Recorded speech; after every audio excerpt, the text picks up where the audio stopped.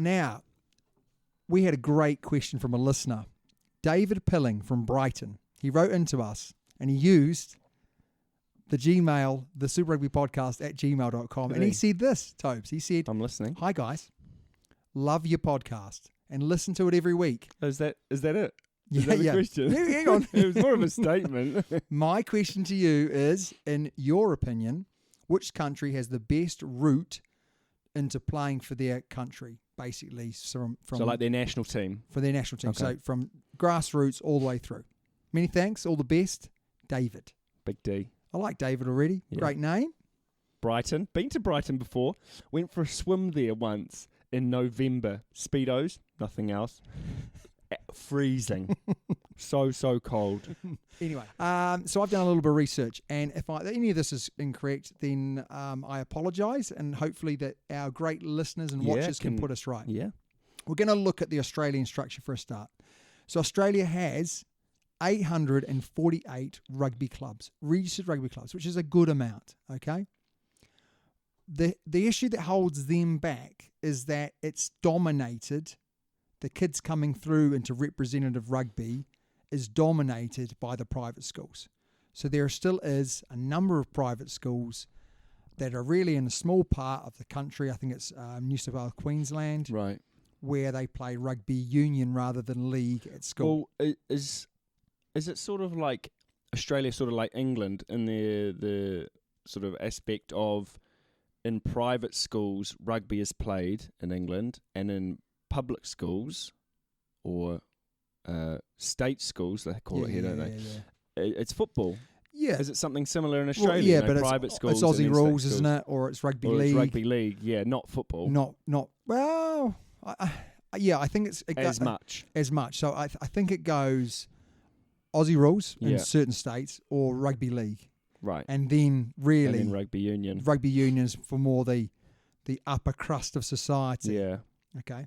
Now, what that means is, it means that only, obviously, quite wealthy people can afford to go to these schools and play. And then play or rugby. they give some bursaries out or scholarships out, like happens in this country, Yes. England. But it does mean that a large portion of your sort of population may never get the chance to play rugby or be open to it. What's interesting is there's 38,000 registered adult rugby players, and in total, there's 82,818. Australia's a massive country. Yeah. Just remember that as we go through. Schoolboys to academy. So they have a schoolboy set up. This is how they select their kind of under 18 Australian team. They have a schoolboy set up where they play each other, and they have an academy set up. And I think that's to try and hit some of those kids from state schools and whatnot to get them involved. And they have an academy series, and then from that, they pick their under 18 side. Right. Now, it's be fair to say, if you don't make that under 18 side, it's less likely you're going to make the 21s, and then you're not going to really make Super Rugby comps and things like that. So it's your shop window. Selection is you watch nominated players. So a coach would ring up a selector and say, I've got a great guy, come and watch him. Oh, okay. Or send in a video or something like that. Yeah, but more, they've got people in regions that come okay. and watch them, which is quite interesting moving forward. Yes. And I'll explain why a bit later. So that's Australia. Okay. So my issues with those is that, you know, you've got a huge communities that don't have access to rugby, therefore they're never going to get the chance. Their advantages is they've got Aussie rules and a great rugby league program where potentially you can pick players from. But it's almost going away the other, or it's going around the other way, isn't it? There's a lot of money in rugby league, loads of money in rugby league. There's a lot of money in rugby. A lot of money in rugby. More in rugby league, in the NRL. Yeah, but I think the reason why they'd move from NRL to rugby is because you get to play all over the world in rugby. You get to play different countries, you know. Whereas, let's be honest, it's New Zealand, England, and Australia rugby league. That's Papua New Guinea. Papua New Guinea, mate. Yeah, but you can understand that there's only a few. Yeah, but then you could also, you know, I haven't heard of many AFL players coming to rugby union. Folau, wasn't he? He No, went from initially AFL. Rugby league. He was rugby league. Then I think rugby union, AFL, back to rugby union. Wow, athlete, eh? right athlete. Yeah, and now he's gone back to But rugby that's league. the advantage they've got. They've got those other sports they Yes. can pull from for disenchanted, rugby league players or NFL, not NFL, AFL players. Let's move on. Oh, yeah, old boys network. So it's very much an old boys network. Private schools, rah-rah. Very much an English old school setup. That's what happens there. What about the South Africans? Now, the South Africans are really interested. So you look how many clubs they've got. 1,526 rugby clubs registered. Wikipedia, That's 700 thank you more. very much. Yeah. That's 700 more, isn't it? They private schools again, Yeah. which play union rather than football. So rugby is not far away from football. It's a well-liked sport in South Africa, Yeah. unlike in Australia where it's probably third or fourth. Well, cricket's their national sport, Cricket's a isn't it? national sport, yeah. They have, look at that, 143,722 senior males playing. Now, you think in the days where they That's didn't play loads. anyone else, that must have been real hard, having all of those people that love sport not allowed to play anywhere else in the world. Players in that should be South Africa there. In total is 423. Have you made a typo? I've made a typo, yes. 423,581. So absolute huge numbers. They have a thing called Craven Week. Okay, now Craven Week is a series where all the regions of South Africa put their teams out there, and from that they pick their under 18 schoolboy rugby teams. Okay, so that's massive. And if you don't make the Craven sides, really there isn't any roots into the national side. You've got to make a Craven team Yeah. to then go forth.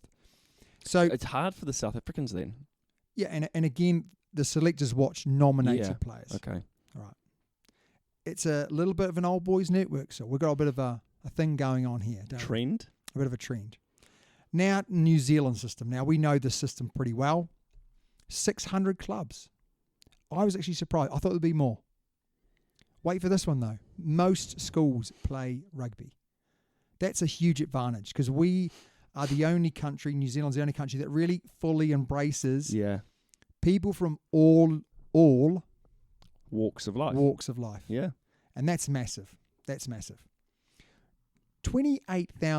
28,648 senior males. That's not a lot. That's not a lot. That's not a lot. And I think a lot of people, because, and this is where people might get a bit confused, you look at the number in total, there is a massive schoolboy Yeah. setup, but actually the seniors drop off because a lot of people stop playing rugby but play touch rugby Yeah, true. once they leave school. Yeah. Or they get to that adult grade. Ooh, I'm a bit small, Yeah, or I'm not very good. or I'm not very good. I'm going to get hurt. Yeah. The way that they select their team is they normally pick a South Island team. Yes. They have a South Island competition where all the regions come together. They play a big competition over a week. The North Island do the same thing. And then they have a trial match, South Island versus North Island. Fantastic. They normally play one of those in a big stadium or whatnot. Selectors watch top level players. So it's much more transparent. You don't know a selector's going to come and watch you. No one nominates you. They just turn up and they watch the top bands of rugby in all the regions to then select their teams to go through in the regions. Also, a lot of those games are actually on television as well, aren't they? Yeah, the schoolboy stuff Yeah. definitely is on television. The best will rise to the top. So, Ali Williams, for example, didn't play rugby until he left school pretty much. Was he was like 18. He was they got him 18, off a yeah. basketball court, didn't they? Got him off a basketball court or football court. He was football court. He was a footballer, actually. Was he? Yeah, he was a footballer. And then one of his rugby coaches saw him and said, you'd be good. And he played second 15 rugby at school. Really? So he started at 18 and he went on to play for the All Blacks. Yeah. And that shows that, the top players will rise. Now, if we have a look at it and we look at them all three here next to each other, you can see the massive differences. And what should be is South Africa really have a huge advantage over the rest in numbers. Well, they did win the World Cup. And it has worked for them. God It damn would be interesting to see England or France, what sort of numbers they get as well. Well, I am going to do that for you, mate. Oh. Yeah, I'm going to do that for you. So we're going to take South Africa as the top numbers and we're going to compare them to England. All right. So. I didn't. Oh, You didn't see this one, did you, mate? God, look at that. So that's South Africa. Okay. Let's just go through it again. You got 1,526 clubs. Yeah. Compare that to England. You've got 2,099 Yeah. clubs. So again, a real improvement. Private schools, which play union rather than football for South Africa, and in England, mostly played in private schools, but that's changing. And we're seeing a lot more clubs come in, a lot more kids playing from state schools, a lot more state schools playing at a good level. You can see there the total 423,000. So they're more than England, in total. They have regional teams that take place and play in competitions. That's England. The most important one is if you're the son of the coach, you make the team, and if you drive a Range Rover, you're in. Yeah. It's so true, isn't it? Yeah. In England, if you're the son of the coach, you might as well put your England blazer on. You might as well put the bloody captain's band on as well, eh? Absolutely. It's so old boys network in this country. Classic. It's unbelievable. The most crazy thing is you got to get nominated in this country. Yeah. So they say, we're going to have a trial. They just want 2 nominations from every club. So I've coached teams who have had 10 amazing kids, and I can only nominate 2. Yeah, tough.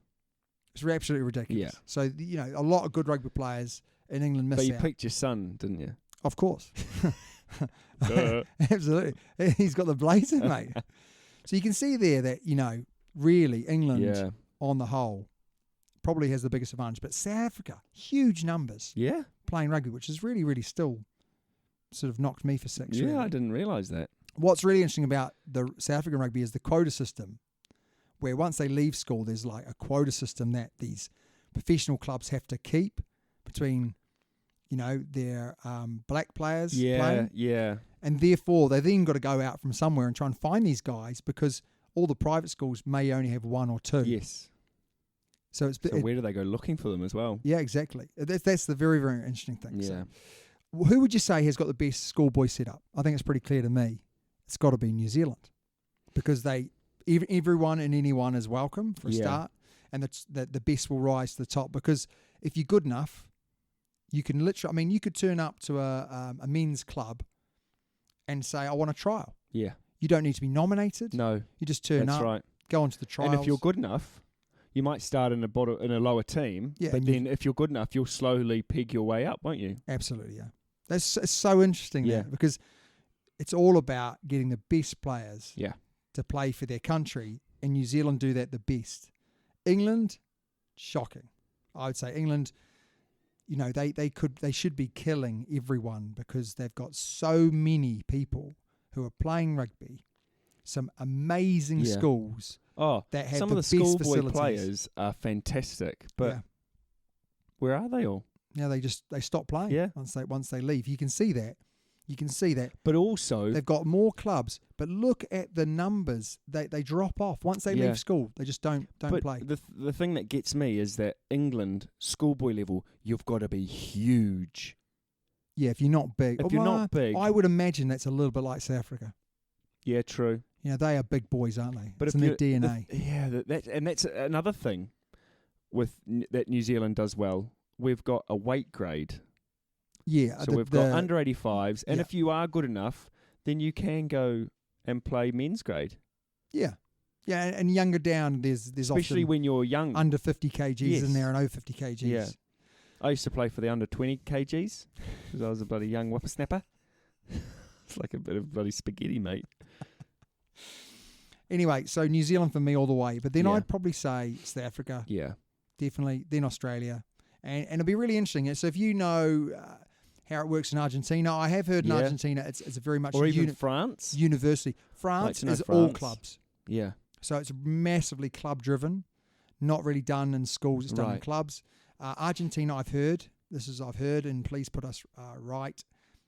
Universities are where rugby is really hit quite hard in Argentina. Oh, okay.